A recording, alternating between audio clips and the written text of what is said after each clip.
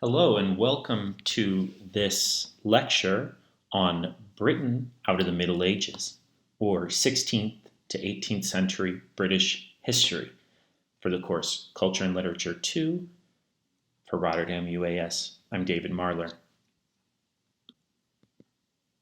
The goals for this course are the following. You'll be able to explain the major developments of the 16th to 18th centuries and can describe the importance of certain key historical events such as the Reformation, the War of the Roses, the Tudor dynasty, and the Acts of the Union. We're going to begin with the Black Death, roughly between 1348 and 1350. The first known case of the Black Death, or the bubonic plague, was a seaman who arrived at Weymouth, Dorset, from Gascony in June of 1348. By autumn, the Black Death, also known as the Plague, had reached London, and by 1349 it covered the entire country, before dying down in December. Low estimates of mortality in the early 20th century have been revised upwards due to re-examination of the data, and it is believed now that between 40 and 60% of the population died. This, of course, had a large effect on British society and also on British people.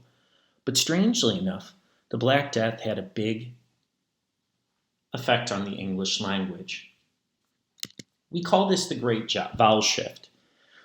Currently, linguists believe that rapid migration of peoples from northern England to the southeast following the Black Death caused a mixing of accents that forced a change in the standard London vernacular. Now, the reason why we call this the Great Vowel Shift is that we see that the way that vowels were pronounced all shifted up, and in certain cases they shifted down. This has to deal with certain diphthongs and also long vowels. So as you can see on this vowel chart here, the E before the Black Death eventually became an A afterwards, and the A became an I. We also have, for instance, the A becomes an the becomes an E, and the E becomes an E.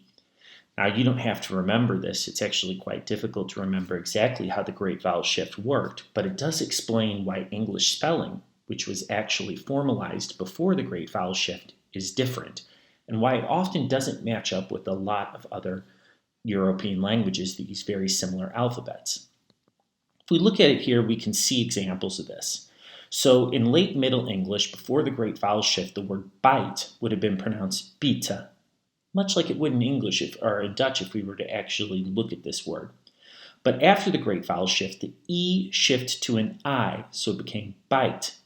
We also have meat, which was met, and after it becomes meat. And the same thing with the word meat, which is a homophone, went from me to meat. We have mate, which was mate, becomes mate. Out, which is pronounced as ut, becomes out.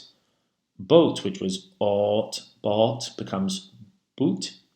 And we have then boat, which was bought, becomes boat. So we see that these vowels have all shifted. Now, the next part of British history that we're going to cover is the War of the Roses, which lasted from 1455 until 1485. The War of the Roses was a series of wars of control of the throne of England fought by different houses of the House of Plantagenet, namely the House of Lancaster, which was associated with the red rose, and the House of York, which was a symbol of the white rose. The conflict lasted through many sporadic episodes between 1455 and 1487.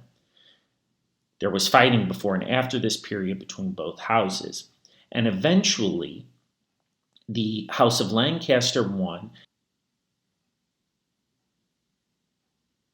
The House of Lancaster won because Henry Tudor, who was a member of the House of Lancaster, defeated the last Yorkist king, Richard III, at the Battle of Bosworth Field.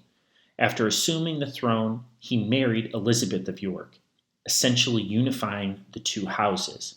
The House of Tudor ruled the Kingdom of England until 1603, when Elizabeth I, granddaughter of Henry VII and Elizabeth of York, died. And we can see here that we have the Tudor rose, which is the current rose used by the English country to define Englishness. So you'll see this on, for instance, army uniforms. And it's a mixture of the Lancaster rose and the York rose, which symbolizes Henry of the House of Tudor. Now, the most famous Henry of the House of Tudor is, of course, Henry VIII, who reigned from 1509 to 1547. He was the King of England until his death, and he was the second Tudor monarch, succeeding his father, Henry VII. However, his brother was the intended king. Henry is best known for his 6 marriages, and in particular his efforts to have his first marriage to Catherine of Aragon annulled. The disagreement with the Pope on the question of such an annulment led Henry to initiate the English Reformation, separating the Church of England from papal authority and appointing himself to the supreme head of the Church of England. Despite resulting in his excommunication, Henry remained a believer in core Catholic theological teachings, and that's an important aspect to remember. Henry VIII may have been the person to found the Church of England and the Protestant faith in England, but he did not believe in a lot of the dogmatic principles that, for instance, people like Martin Luther in Germany believed in. Now, there's a poem that's often used, or a saying, that allows us to see what happened to all of his wives, because not only is he known for the annulment, he's also known for beheading 2 of his wives, and that's why Brits will say, divorce beheaded died, divorce beheaded survived. And that's because we have Catherine of Aragon, his first wife that he divorced. She's the sister of the King of Spain. So a lot of people would say he wouldn't dare behead the sister of the King of Spain. Anne Boleyn, which is the mother of Elizabeth I, of course, was beheaded. Jane Seymour died. Anne of Cleves he divorced, supposedly not consummating the marriage. He then had Catherine Howard, which he beheaded, and then we have Catherine Parr, who was his last wife and who survived. Now, in order to understand Renaissance England, we have to understand the Protestant Reformation. Between the 16th and 17th centuries, we can see that this is a time of extreme religious strife, and this is going to carry on for quite a long time, and it's going to be very important to American history that we're going to study next year. After the 30 Years' War, we have something called the Reformation and the Counter-Reformation. And here we can see that there are 2 essential big religious groups that are starting. The first one that we have are called the Calvinists, which have left a big mark on the Dutch Reformation. The Calvinists have a different belief system in how Protestantism should be dealt with, based on the theologist Calvin. We then also have the Lutherans, which we can see here in dark blue, and these, of course, are following the practicings of Martin Luther. We can see, for instance, in Scotland, that the Scottish Church, Church of Scotland, or the Presbyterian Church is much different if we compare it to what eventually became the Church of England, which in many ways much more resembles the Lutheran Church. Elizabeth I can be seen as the first real Protestant queen. The reign of Elizabeth I signifies the beginning of the English Golden Era. When Elizabeth was born, no one had expected her to become queen. She had only ascended to the throne after her little brother and her older sister had both taken power and died. Elizabeth was the first real Protestant queen. Many of the Protestant reformers proposed by Luther were enforced under Elizabeth. This made her very unpopular. In 1588, the Catholic King of Spain, Philip, sent an armada of Spanish ships to defeat the English queen. But the English had smaller and faster ships, and there was a large storm which allowed the English to defeat the largest seafaring power in Europe at the time. The second half of Elizabeth's reign is also when we see the blossoming of English literature and theater.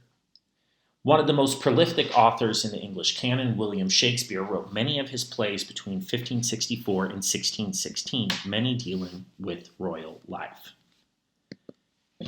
After Elizabeth I dies, she gives the throne to her nephew, which is actually the son of Mary, Queen of Scots, who Elizabeth herself beheaded. He's the first Stuart king. It's important to note that in the 17th century, the link between religion and politics became very intense.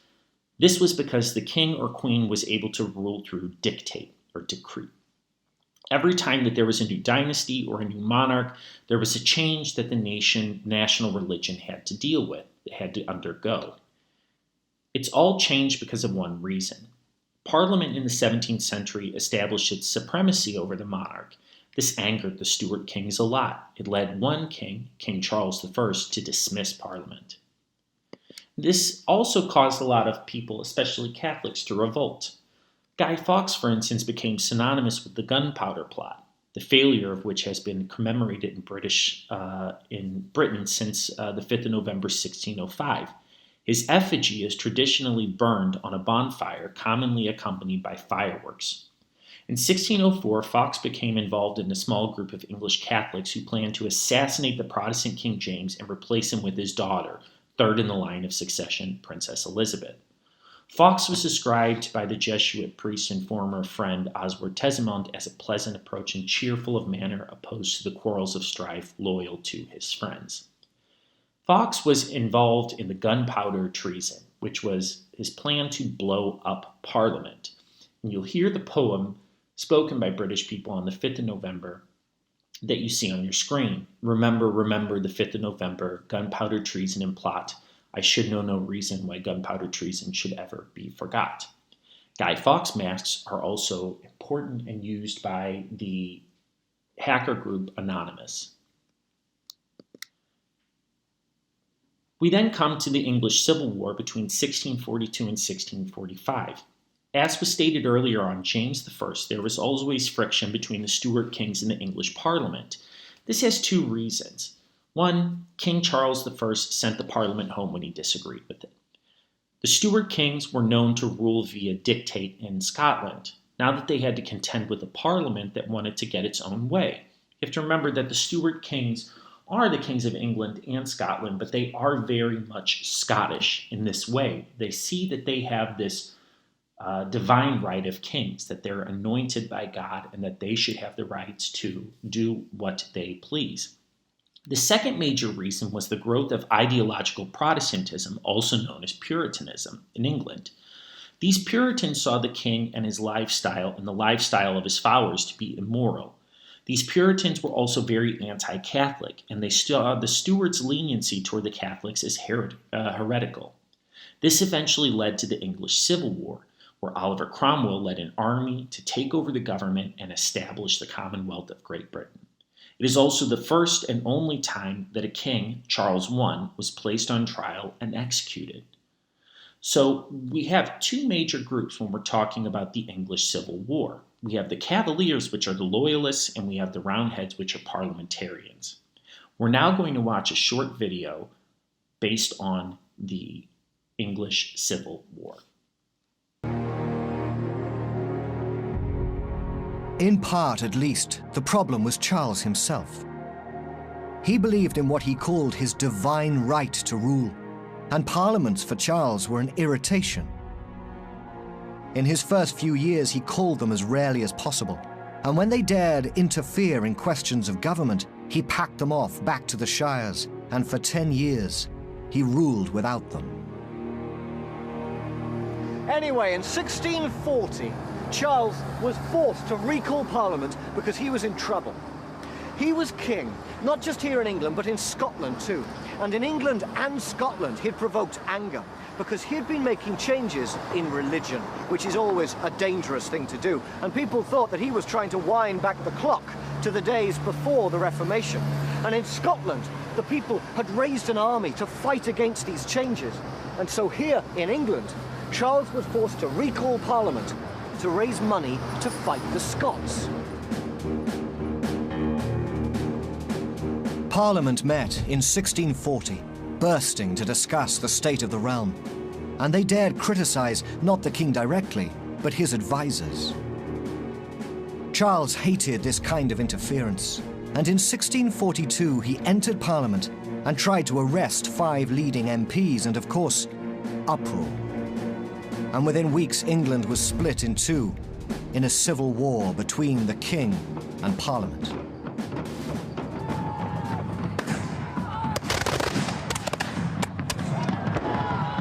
This is one of many reenactment societies that enjoy playing out the battles of those grim years.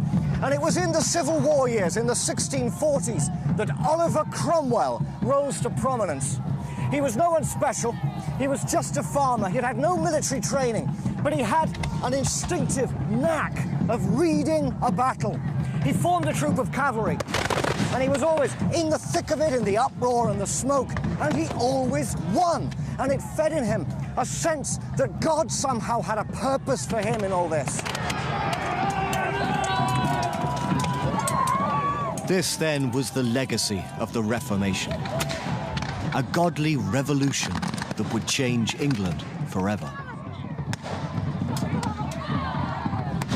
Traditionally, armies were led by noblemen, but Cromwell thought that some silk-shirted aristocrat was frankly the last person to win a battle, and so he promoted tanners and blacksmiths and farmers and people like himself. And so began, in the Civil War years, a shake-up of the social order that in the years to come, Cromwell would find pretty hard to manage.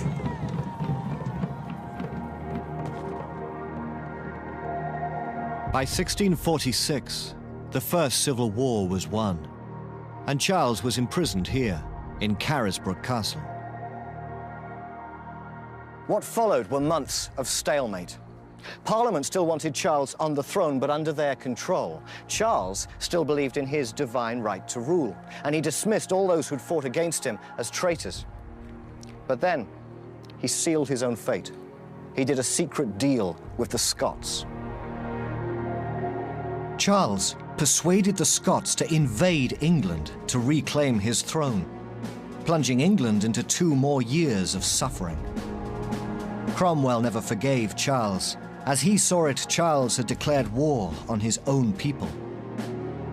He was now Charles Stuart, that man of blood. And in late January 1649, Charles was tried and executed for treason.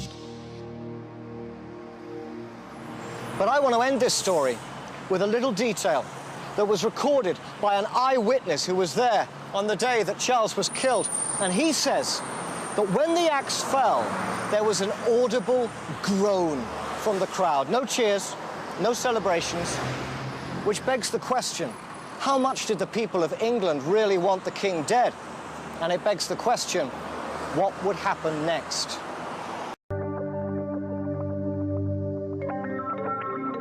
I'm in a side chapel of Westminster Abbey, where on the ground there's an inscription marking the burial place of Oliver Cromwell. It's curious, because usually a gravestone gives the date someone's born and the date someone dies, but that would make Cromwell just 3 years old, which obviously can't be right. But I'm going to leave you with that puzzle, whilst we explore what happened in England after the death of Charles I.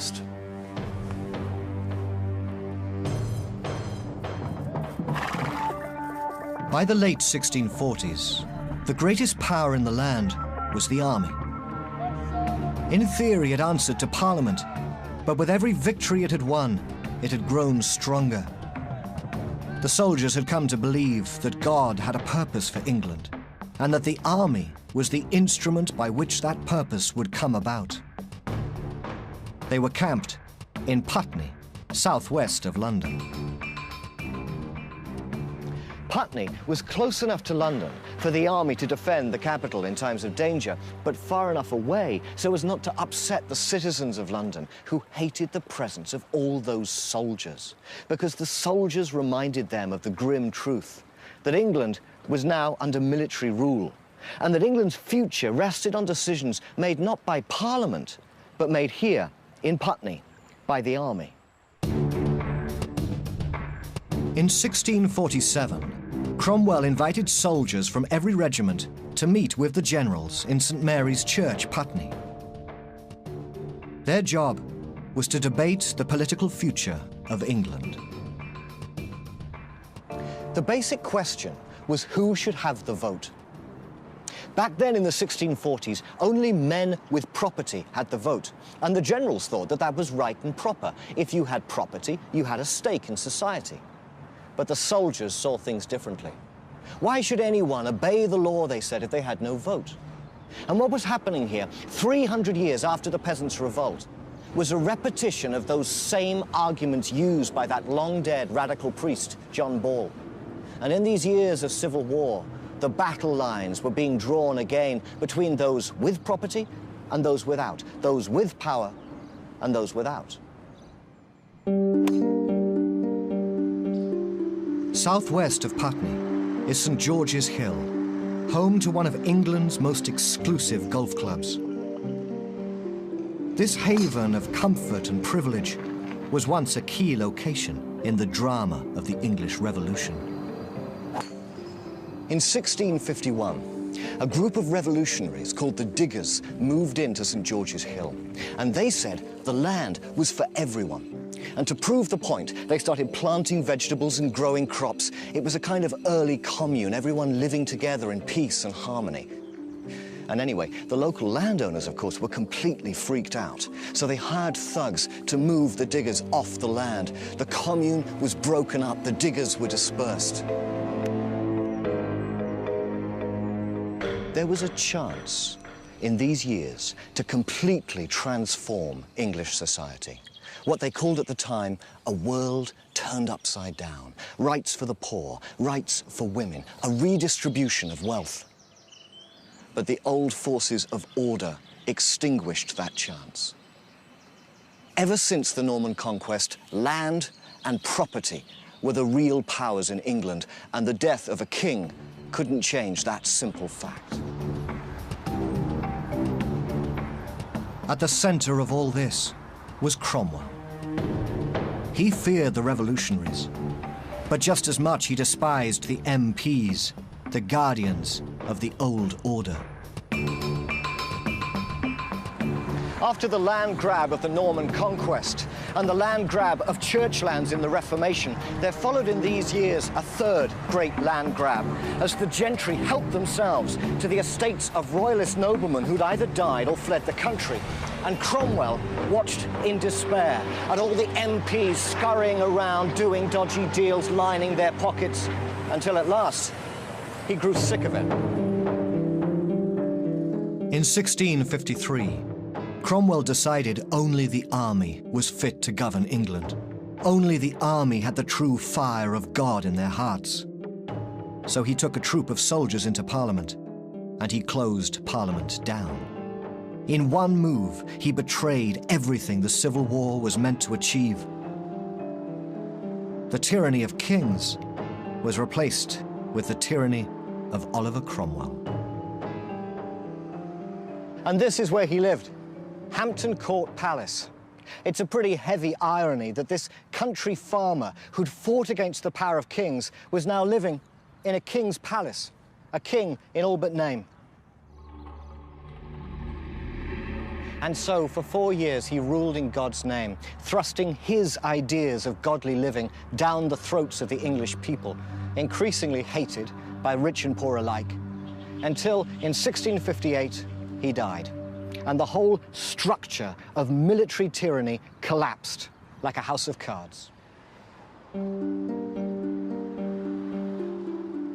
I think what Cromwell knew was that if he'd left power in the hands of the MPs, they'd have voted to bring back the king. That's what most people wanted in their heart of hearts. That's why the crowd had groaned when the axe took off Charles's head.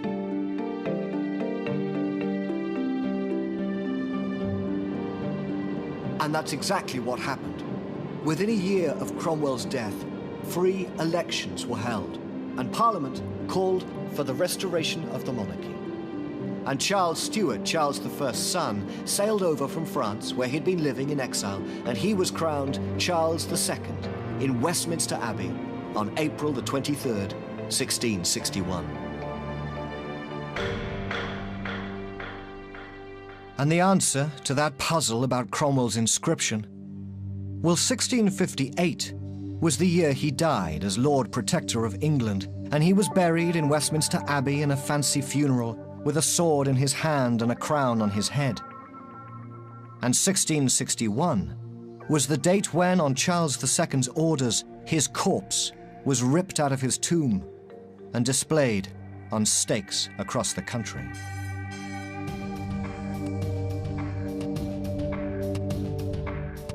Was it all for nothing? 200,000 lives lost in the Civil War, and the wheel of history. The restoration of the English monarchy took place during the Stuart period. It began in 1660 when the English, Scottish, and Irish monarchies were all restored under King Charles II. It followed the interregnum that followed the Wars of the Three Kingdoms. Oliver Cromwell was in charge of the period before this in the Commonwealth. Great Britain becomes a Commonwealth, and that means that it now for the first time exists as a form of republic with a lot of puritanical and control of religion. Eventually, the people of Great Britain tire of these Puritans, and the monarchy is restored. The monarchy, when it is restored in 1688, it's due not to an English king, but to a Dutch king and his English wife, when William of Orange comes and enacts something called the Glorious Revolution. Now, it depends on how you're reading history whether this Glorious Revolution is seen actually as a revolution. It's not actually a revolution at all. We would now call it a coup d'etat. And it's a union of the English parliamentarians with the Dutch stadtholder William III, Prince of Orange. William's successful invasion of England with the Dutch fleet and his army led to the ascension to the throne of William III of England jointly with his wife Mary II, James's daughter, after the Declaration of Right, reading to the Bill of Rights in 1689. Now, William of Orange himself is not really an Anglican. He comes from the Netherlands, so he practices more a form of Calvinist religion. Under the Glorious Revolution, the idea and the issue of religion is finally laid to rest. From now on, any person to ascend the throne must be an Anglican. But William of Orange also allowed for greater religious tolerance within the United Kingdom. This is going to have a big effect because up until this time, many of the religious dissenters were sent to North America. And in 1707, we have something called the Acts of the Union. So before this, after Elizabeth, when we get James as King of England and Scotland, we have what's called the Union of the Crowns, which means that you have one king, but you have two separate countries that both see this king as their king. In 1707, England and Scotland are united with one parliament and one people. The Acts of the Union were acts of Parliament of Scotland and the Parliament of England. Scotland passed it in 1706 and England passed it in 1707 and were put into effect in the terms of the Treaty of the Union that were agreed on the 22nd of July, 1706. By two acts, the Kingdom of England and the Kingdom of Scotland were one united kingdom. And they then became, as in the words of the treaty, united into one kingdom by the name of Great Britain. So this from 1707 on, we see Great Britain. And as you can see here on the symbol of the two countries, we have the flags of Scotland and the flags of England, which are then united to form the Union Jack. This leads us to the Georgian era. The Georgian era is a period of British history from 1714 to 1830. We call it the Georgian era because almost all of the kings had the name George. For instance, George I, II, III, and IV. And the subperiod of this regency is defined by the regency of George IV, Prince of Wales, during the illness of his father, George III. There is one short William in between that ends in 1837, but we essentially have Georgian Britain. This era saw a lot of changes for the UK. It was the time of immense social change in England with the beginnings of the Industrial Revolution, which began the process of intensifying class divisions and the emergence of political rival parties like the Whigs and the Tories. In rural areas, the agricultural revolution saw changes to the movements of people and the decline of small communities and movement towards the big city. We also see a huge increase in emigration to Canada, the North American colonies, which later became the United States during this period, and other parts of the British Empire. We also have the American Revolution, the Napoleonic Wars, and we see the ending of the slave trade. So the major events in Georgian Britain include the Acts of the Union in 1707, the loss of the southern half of the American colonies in 1783, the first prisoners being sent to Australia in 1788, and the Irish Parliament being dissolved in 1800.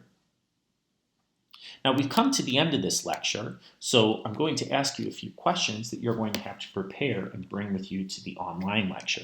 That is, what aspects of the English allowed them to defeat the Spanish Armada? What were the two main reasons for the British Civil War? And why was the Glorious Revolution so glorious? Make sure to prepare these questions and bring them with you to class. Thank you for listening.